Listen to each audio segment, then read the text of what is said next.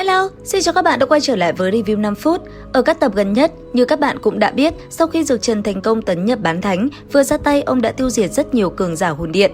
Thành quả của trận chiến này không chỉ là sự đoàn tụ mà còn là món quà vô giá, cốt linh lãnh hỏa được Dược Trần trao lại cho Tiêu Viêm. Không lâu sau, tin tức về an nguy của Vân Vận đưa Tiêu Viêm đến Hoa Tông, giúp nàng giành lại vị trí tông chủ. Trở về, hắn tập trung luyện hóa cốt linh lãnh hỏa, sức mạnh tăng vọt lên đỉnh phong tứ tinh đấu tôn, ngay cả công pháp phần quyết cũng tiến hóa gần tới cấp thiên giai.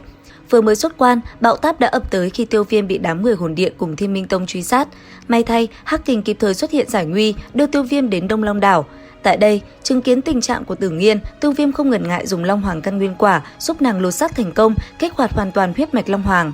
Đổi lại, Tiêu Viêm cũng nhận được một tia Long Hoàng chi lực từ Tử Nghiên. Dưới sự dẫn dắt của Hắc Kình, hắn tiếp tục tu luyện tại hư không lôi trì, sửa chữa thiên yêu khôi và quan trọng hơn, trong thời gian bế quan, Tiêu Viêm còn đột phá và chính thức bước vào cảnh giới ngũ tinh đấu tôn. Trở lại Tinh Vận Các, Tiêu Viêm nhận lời mời từ cổ tộc cùng Tiểu Y Tiên đại diện tham dự lễ trưởng thành. Tại cổ giới, anh ấy liên tiếp thể hiện tài năng, đánh bại cường địch để giành lấy tấm vé quý giá vào thiên mộ. Và rồi, bước ngoặt lịch sử diễn ra tại thiên mộ. Trong mộ phủ của Tiêu Huyền, tổ tiên Tiêu gia đã có một quyết định động trời, đó là dùng tia tiêu đế huyết mạch cuối cùng để thay máu cho Tiêu Viêm. Với sự giúp sức của Huân Nhi và huyết mạch cổ tộc, Tiêu Huyền đã dung hợp ra một loại huyết mạch hoàn toàn mới mẻ trong cơ thể Tiêu Viêm, dù tạm thời chỉ là hạt giống nơi trái tim. Nhờ nguồn năng lượng khổng lồ từ Tiêu Huyền, Tiêu Viêm lột xác nhảy vọt lên bát tinh đấu tôn đỉnh phong. Anh ấy còn được truyền thụ Thiên Hỏa Tam Huyền biến phiên bản đầy đủ, thành công ngưng tụ tộc văn, mạnh mẽ lấy mạng kẻ thù cũ. Trước khi rời đi, một lời thú thật về Mị Độ Toa đã cởi bỏ nút thắt trong lòng Huân Nhi, nhận được sự tha thứ từ người con gái đã hiểu rõ mọi chuyện. Không lâu sau, cuộc nổi loạn ở Tây Bắc Đại Lục do Sư Minh Tông và Hồn Điện phát động buộc Tiêu Viêm phải hành động. Dược Trần cùng đội quân đấu tôn hùng hậu nhanh chóng bình định loạn lạc. Tại đây, cá nhân Tiêu Viêm cũng có một trận chiến thanh toán ân oán, tiêu diệt Cửu Thiên Tôn và đánh trọng thương Tứ Thiên Tôn. Sau màn combat căng thẳng này là khoảnh khắc bình yên hiếm hoi. Tại Viêm Minh, dưới sự chứng kiến của Tiêu Đỉnh và Tiêu Lệ, Tiêu Viêm đã tổ chức một hôn lễ giản dị nhưng ấm áp với Mị Độ Toa, bù đắp cho những hy sinh của nàng. Sau đó, hắn đưa vợ và con gái Tiêu Tiêu về Tinh Vận Các.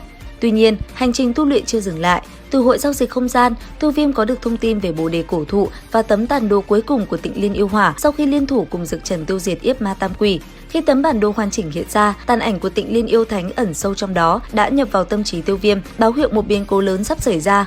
Mục tiêu đã rõ ràng, phải đạt đến đấu thánh trước khi yêu hỏa xuất hiện 3 năm nữa. Tiêu Viêm dấn thân vào Man Hoang cổ vực tìm bồ đề tâm. Anh chàng đã giải cứu Hoa Tông, tiêu diệt cường địch và quan trọng nhất, trải qua quá trình luyện thể khắc nghiệt tại Thiên Ma huyết trì, Tiêu Viêm đã bước vào cảnh giới cửu tinh đấu tôn. Bằng cách giúp bồ đề cổ thụ xua tan tạp niệm, Tiêu Viêm nhận được bồ đề tam bảo, tu vi tiếp tục tăng tiến đến đỉnh phong cửu chuyển đấu tôn. Có thể nói, 2 năm bế quan luyện hóa bồ đề tâm là cuộc lột xác vĩ đại nhất tính đến thời điểm đó. Tiêu Viêm chính thức tấn nhập nhất tinh đấu thánh, linh hồn cũng đạt đến thiên cảnh hậu kỳ. Thuật luyện dược tiến vào cửu phẩm bảo đan tông sư, sức mạnh mới này cho phép hắn dễ dàng diệt trừ những kẻ dám tấn công Tinh Vận Các và dẹp tan nhiều thế lực thù địch. Tiếp theo, để đối kháng hồn điện, Tiêu Viêm đứng ra thành lập Thiên Phủ Liên Minh, trở thành thủ lĩnh tinh thần của phe chính nghĩa. Cuộc phiêu lưu tiếp tục đưa Tiêu Viêm và Mị Độ Toa đến Cửu U Hoàng Tuyền, nơi anh ấy khám phá âm mưu liên minh giữa các tộc Long và Hoàng để đối phó Đông Long đảo. Tại đây, Tiêu Viêm giải cứu yêu minh tộc trưởng bị giam cầm, có được những kỹ năng thiên giai và tinh huyết quý báu, giúp yêu minh bình định nội loạn. Anh ấy còn khéo léo bắt giữ 2 Thiên Yêu Hoàng, buộc Thiên Yêu Hoàng tộc phải rút lui. Sau đó, Tiêu Viêm cùng Tử Nghiên đối đầu với Tam Đại Long Vương. Trong trận chiến kịch liệt này, Tiêu Viêm bị trọng thương, nhưng chính vết thương ấy lại kích hoạt huyết mạch hạt giống trong cơ thể. Dưới sự tu luyện của huyết mạch mới, Tiêu Viêm lột xác lần thứ 2 trong cảnh giới đấu thánh, tấn thăng nhị tinh đấu thánh, thân thể cường hãn sánh ngang Thái Hư Cổ Long. Trở về Trung Châu, đối mặt với áp lực từ hồn điện, Tiêu Viêm và Dược Trần quyết định huyết tẩy nhân điện, lấy mạng Mộ Cốt lão nhân, đoạt lấy Hải Tâm Diễm, phân quyết lại một lần nữa tiến hóa, hấp thu linh hồn bản nguyên từ nhân điện. Linh hồn của Tiêu Viêm đạt đến cảnh giới cao nhất dưới đế cảnh, chính thức trở thành cường giả thiên cảnh đại viên mãn. Ngày Tịnh Liên Yêu Hỏa giáng thế là một sự kiện kinh thiên động địa.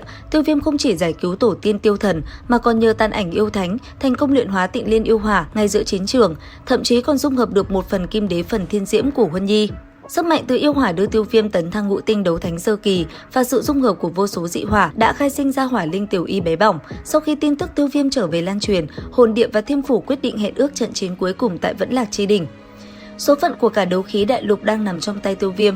Cuộc đối đầu kinh thiên động địa sắp bắt đầu. Ấn đăng ký kênh YouTube Review 5 phút để không bỏ lỡ những diễn biến hấp dẫn tiếp theo các bạn nhé. Bây giờ thì xin chào và hẹn gặp lại.